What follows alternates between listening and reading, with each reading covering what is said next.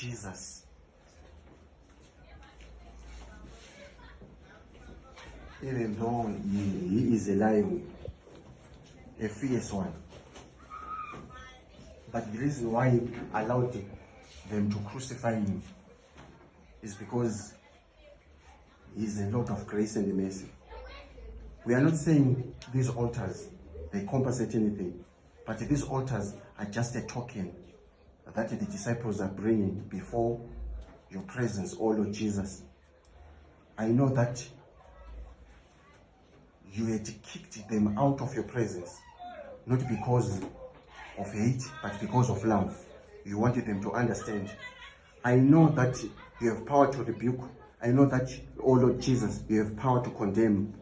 All power belongs to you. The power to elect, the power to select, the power to condemn, the power to destroy.